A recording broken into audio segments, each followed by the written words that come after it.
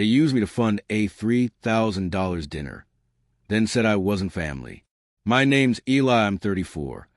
And I guess you could say I've always been the responsible sibling, not the favorite, not the rebel, not the golden child, just the one who showed up on time, paid my bills, and remembered everyone's birthday. I work in finance, live alone, and don't really make a fuss about much my family.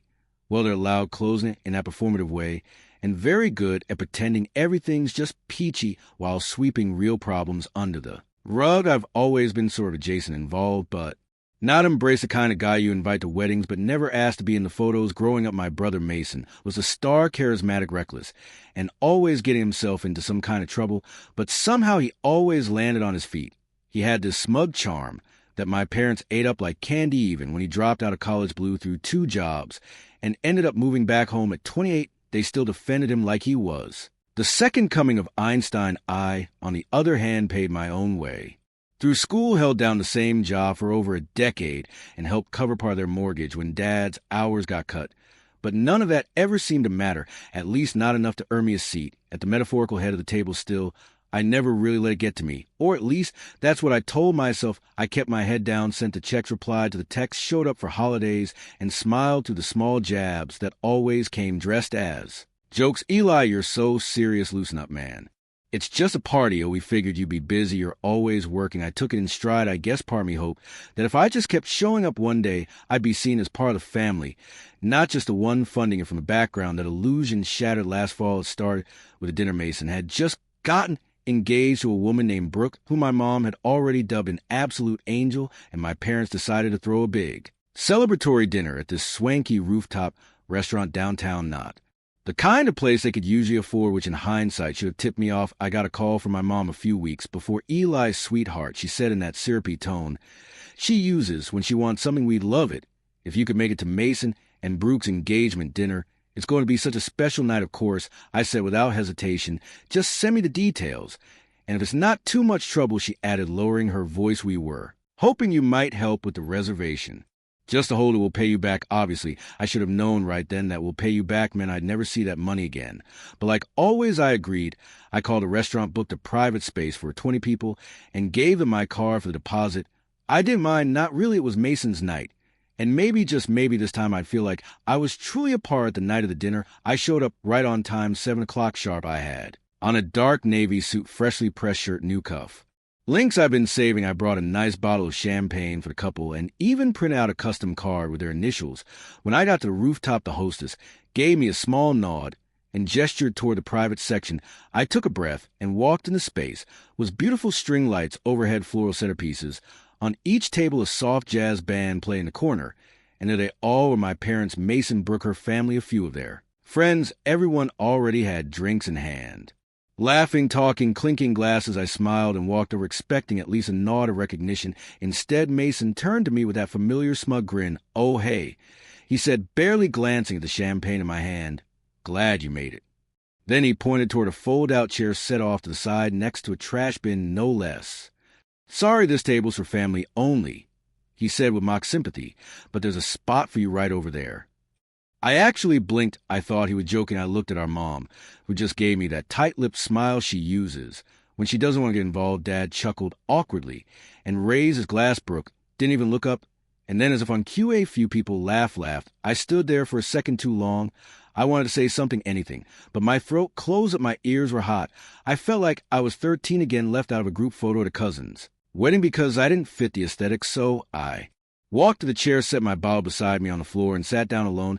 I didn't even take my coat off. The waiter came by and asked if I was with the party. I nodded silently. He didn't ask any more questions, just handed me a glass of water and moved on. I sat there for almost 2 hours while they laughed, toasted, opened gifts. I watched my brother give this long speech about how lucky he was to be surrounded by his closest people. I watched my mom tear up when Brooke called her the best future mother-in-law girl could ask for. No one even asked if I wanted to order. Eventually, dessert came out, some kind of elaborate layered cake with edible gold flakes. The band played a slow tune. The sun dipped below the skyline, and I realized not a single person had looked in my direction for the past 30 minutes. Then the check came. I watched the waiter walk toward their table with a little leather folder. He paused, looked around, and glanced down at the credit card on file. My card.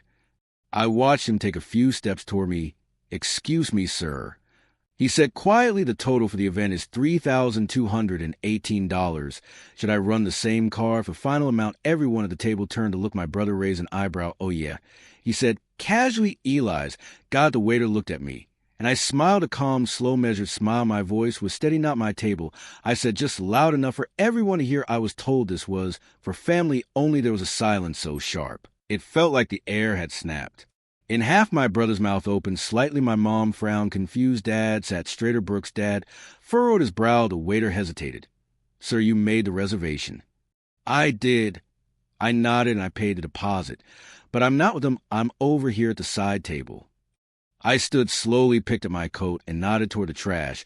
And where I belong, apparently, you could almost hear the collective thud of jaws hitting the floor. For a second, nobody moved. The waiter stood awkwardly between tables, holding the bill like it was radioactive. My brother looked like someone had just slapped him with a fish. My mother's eyes narrowed, flickering between me and the check, trying to figure out how this got away from her so fast. Wait. Eli, she said, her voice low and slightly shaky. What are you doing? I shrugged.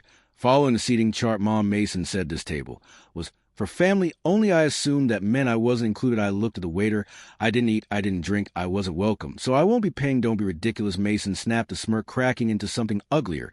It's just a joke, man. Lighten up. You always take things so personally. The room had gone quiet. Even the jazz band seemed to be winding down to an awkward hum. All eyes were on me, and for the first time in years, I wasn't shrinking beneath them. Yeah, I said slowly.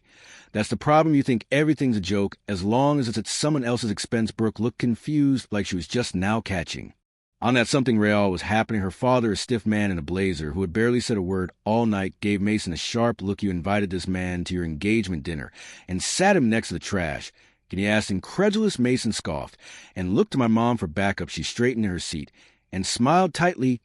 Let's not blow things out of proportion. Eli is just being dramatic. He's always been sensitive. I almost laughed. That was her go-to line. Always have been. He's just sensitive. He's just tired. He's just overreacting. Any excuse to avoid admitting that something cruel had happened and that they'd let it happen. The waiter cleared his throat. I'm sorry to interrupt again, but the restaurant needs to process the bill before we close the tab on the private space. If the card on file won't be used, I'll need an alternate. Silence. I turned and started to walk toward the elevator. That's when my dad finally spoke. Eli, come on. You've already paid for half. You might as well just finish it. I stopped cold. That sentence, that might as well, snapped something in me. I turned back. You're right, Dad. I did pay the deposit. I even called 3 restaurants to find one with a rooftop view. Like Mason one, I picked the date around his football schedule. I ordered custom floor arrangements. Because Mom said fake flowers would look cheap in the photos, I paid a $500 non-refundable deposit without blinking, and I showed up on time alone in a suit to support my brother. I took a step closer, lowering my voice, but not enough to be missed. And what did I get in return? A folding chair next to a garbage bin and a sorry family. Only I turned to Mason. So now you get to figure it out, you. And your real family. Mason's face was flushed, now red, creeping up his neck. He stood up trying to puff himself up, but it just made him look more ridiculous. You're making a scene. No, I said, I'm drawing a line. And I walked away. I didn't even bother with the elevator. I took the stairs, every step pounding with adrenaline and disbelief that I'd actually done it outside. The night air hit me like a slap sharp, and bracing, I loosened my tie and kept walking. I didn't know where I was going, but I knew I wasn't going back. I thought maybe that would be the end of it, a bold exit, a few awkward apologies later, maybe even a half-hearted attempt to brush it under the rug. But what I didn't know was just how deep the consequences of that moment would go. Because later that night, long after I'd gotten home, still in my suit, still holding that unopened bottle of champagne, like a ghost lit, my phone lit up. First a text from Mason. Dude, seriously, you couldn't have just paid the check and talked to me after that? Another from Mom. You embarrassed us in front of Brooke's entire family. Was that your goal? Revenge? And then a call from an unknown number. Was Brooke high? She said, her voice quieter than I'd ever heard it. I know we don't really talk, but can I ask you something? Sure, I said cautiously. Did you really pay for everything? The deposit, the flowers, all of it? I paused. Yeah, there was a silence on the other end. And they told my dad you offered to that. It was your idea. That stopped me cold. I never offered, I said slowly. They asked. I said yes. I didn't expect anything back. But I definitely didn't do it for show. Brooke's side. Well, my dad's furious. He thought you volunteered as a kind gesture. But now he's saying he wouldn't have agreed to the restaurant if he'd known it was being paid for by someone they basically shoved in the corner. I didn't say anything. He said, Mason and your parents made him look like a fool. Another pause. I'm not calling to get involved, she added quickly. I just thought you should know I thanked her, and we hung up.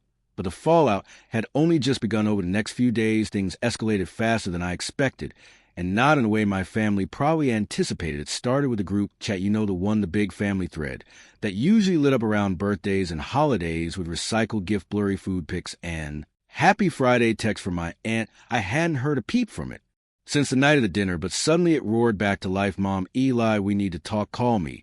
When you have a minute, Mason, you seriously messed things up with Brooke's family. You owe us a fix, Dad. This is getting out of hand. Just apologize. And let's move on. I didn't reply. It wasn't just about the chair. It wasn't even about the bill. It was about everything that came before, years of being treated like the emergency contact, the designated driver, the backup wallet. And now that I finally said no, they didn't know what to do with me. What made it worse, or maybe better depending on how you look at it, was that Brooke's father apparently wasn't the type to take humiliation lightly. From what I gathered, through a mutual friend of Mason's, a guy named Trent, who'd always been more decent to me than most of them, Mr. Whitaker, had a meltdown the night after the dinner he'd paid for Brooke's private schooling, helped her start her marketing firm, and had apparently gone out of his way to plan a smooth, elegant engagement season, only to find out the groom side lied about who paid for the venue, treated their own family member like trash, and stuck him with half the drinks tab after I refused to pay the rest. According to Trent, Brooke's dad said something at brunch the next day like, if this is how they treat their own blood, what happens when you marry into it? Ouch. The ripple effect hit Mason like a freight train. Suddenly wedding planning was on pause. Brooke had gone back to her condo for a mental reset, and the Pinterest boards vanished. My mother, in damage control mode, sent me a long email, not a text, not a voicemail, an actual email. The subject line was please. The body, it was 5 paragraphs of sugar-coated manipulation, all about how she never meant to hurt me, how she never realized I felt excluded, and how it would mean so much to the family if I'd just be willing to sit down with Mason and smooth things over. But nowhere in that letter was a word sorry, just we didn't realize you misunderstood. Let's not let one silly night destroy the bond we built. I stared at that last line for a while. What bond was the bond where I drove 3 hours on Christmas Eve to bring gifts because Mom said Mason wasn't the right headspace to shop for anyone, or maybe the bond where I canceled my trip to Spain 2 years ago because Dad needed surgery and they didn't have the money for a home nurse, or the bond where I co-signed a loan on their second car without even being asked twice, the same car Mason borrowed and never returned. I let the email sit in my inbox. I didn't apply. 2 days later, my Aunt Karen, Mom's sister, called me. That surprised me. She wasn't exactly warm and fuzzy, but she was sharp, a non-nonsense businesswoman who ran her own interior design firm and always had this air of barely concealed judgment. I hadn't spoken to her in over a year. Eli, she said, I heard about the dinner course you did. I said, try and keep the sarcasm out of my voice. I'm not calling to scold you, she said quickly. I just want to say good about time someone shook the tree. That caught me off guard. She sighed. Look, I know how your parents are, always brushing things under the rug, always pretending things are perfect, but they've leaned on you too much for too long. And Mason, he's always gotten away with treating you like some kind of side character. I appreciate that, I said quietly, but why now? Because now the Whiters are involved, she said, her voice dry. And your mom's panicking. She called me yesterday and asked if I'd be willing to talk some sense into you. I raised an eyebrow. And what did you say? I told her you didn't need sense, you needed space, and that maybe it's time they learn how to function without using you as scaffolding. That was the first time I felt like someone in my family actually saw me not as a checkbook, not as a punching bag, just as a person. Later that night, I got another text, this time from Mason Bro Brooks. Dad just canceled the deposit on the wedding venue, said, we're not aligned in values, fix this. Now, can you help me? No, I'm sorry, just fix this. And that's when I realized he still didn't get it. He still thought I was a tool in his toolbox, a pressure valve, a wallet with a heartbeat. So I decided to finally fix something, but not the way he meant. That night, I logged into the share account I'd set up a year ago, the one Mason had used temporarily while he was unemployed, the one he never got around to closing but had his gym membership and Spotify linked to, and I quietly moved the remaining funds into a new private savings account. I'd started not much, just a couple thousand, but it was mine funds I'd left untouched out of some vague sense of brotherly loyalty. Then I called the bank and closed a joint line entirely. The next morning, Mason called me 4 times in a row, and when I finally picked up, his voice was frantic. What did you do? I didn't say anything, bro. I have a date with Brooke tonight. I was going to take her to that place she likes, and my card's bouncing. It says the account doesn't exist. I know, I said. I closed it. You can't. Just I can, I said calmly. And I did you told me I wasn't family. Remember, you don't get to use my money. If I'm not even allowed at the table, he stammered for a second, then switched tactics. Come on, man. Don't do this, you're jealous. Admit it. You've always hated that I got the attention. Now you're just throwing a tantrum because Brooke's dad took my side. I laughed, actually laughed. Oh, Mason, you really think he's on your side? There was silence. Then I said, don't worry, man. You'll figure something out. You always do. Maybe ask Mom to open a line of credit in your name again. Or maybe Brooke's dad can teach you how to stand on your own. And I hung up. I don't know what Mason did after that. But a few hours later, my phone buzzed again, this time not from him. It was an email from Brooke's subject line. I think we need to talk. I stared at Brooke's email for a while before opening the subject line. I think we need to talk. Felt like the precursor to something big, something I wasn't entirely sure I was ready for, but curiosity and a strange sense of closure pushed me to click it. It was longer than I expected, polite, but personal, formal, yet laced with the tone of someone who was clearly unraveling. She started by saying she understood how awkward the dinner had been and that she hadn't realized how I'd been treated until everything came crashing down. She admitted she hadn't paid attention. I was so caught up in planning the perfect night, I didn't stop to see the full picture. She wrote, but that her father had been furious, not just because of the financial deception, but because of the principle of it. He said, if they can publicly humiliate someone who financially and emotionally supported the entire night, she wrote, then I need to seriously reconsider who I'm marrying into. Brooke didn't mince words. She said Mason had downplayed everything at first, calling a minor misunderstanding. But once her dad showed her screenshots of the restaurant invoice, he'd requested a breakdown from the manager. The lies started to crack. Mason had told her I insisted on paying, that I didn't want to sit at the main table because I was introverted, that I left early because I had a work emergency. But once I talked to the waiter myself, yes, I called the restaurant. She wrote, the story fell apart completely. Then came the part one didn't expect. I ended the engagement last night. I blinked. She explained that it wasn't just a dinner, that the whole situation had pulled back the curtain on behaviors she previously excused, the casual entitlement, the way Mason talked about me behind my back, the way her concerns were constantly minimized. He kept saying, you were overreacting, she said, but honestly, you're the only one who reacted with any dignity. She ended the email with a short note. I'm not writing this to pit myself against Mason or to drag you into drama. I just wanted you to know I see it now. And I'm sorry I didn't see it sooner. I sat there for a long time rereading it, not because I didn't believe it, but because I wasn't used to being believed. The next few weeks were oddly quiet. The family group chat died out completely. Mason tried calling twice more, but after I didn't answer, he stopped. I learned through the grapevine that he'd moved back in with her parents. Brooke returned the ring. Her dad sent out an official cancellation notice to the wedding venue, and vendors, a few of Mason's old friends, dropped off the map entirely. Apparently, some of them had been riding his coattails to Brooke's connections. I thought that would be it. Then it would all just settle into silence. But then one Sunday morning, I got a knock on my door. It was my mom. She stood on my front porch in a long cardigan holding a Tupperware container of lasagna like it was a piece offering. Her eyes were puffy, her makeup thin. I didn't say anything, just opened the door a crack and waited. I brought you dinner. She said I didn't reach for it. I just wanted to talk, no excuses. That part surprised me. I let her, and she sat at my kitchen table like she used when I was a kid. Same nervous fingers, same forced smile. But this time, no passive aggressiveness. No, you're just tired. No. He didn't mean it. She cleared her throat. I owe you an apology. I crossed my arms, just when her face tightened. But she nodded fair, probably more than once. She took a breath. I didn't see it, not because it wasn't there, but because I didn't want to see it. Mason's always been loud. He takes up space, and you never asked for anything. You just did. You handled things. You showed up. I guess we started treating you like a safety net, something we assumed would always be there. That's the thing about safety nets. I said people only look at them when they're falling, never when they're climbing. Her lip trembled. She looked down at her hand. Your father and I were wrong. We let Mason get away with too much. We let him treat you like less. I stayed quiet. I know I can undo that. I know a lasagna and a sorry won't fix years of imbalance. But I just wanted you to know I see it now, and I'm sorry. I watched her for a moment for the first time in my life. She wasn't dodging or deflecting. She wasn't offending Mason. She wasn't telling me to lower my voice or get over it. She was just sitting there owning it. I nodded slowly. Thank you. We didn't talk for long after that. She left the lasagna. I walked her to the door. She didn't ask me to forgive Mason. She didn't ask me to call him. She just said, take care of yourself, and drove off. After that, things didn't magically repair, but they didn't get worse either. My parents started sending individual messages instead of group ones, short ones, respectful. My mom invited me to Thanksgiving in a few months. Only if you feel up to it, she said.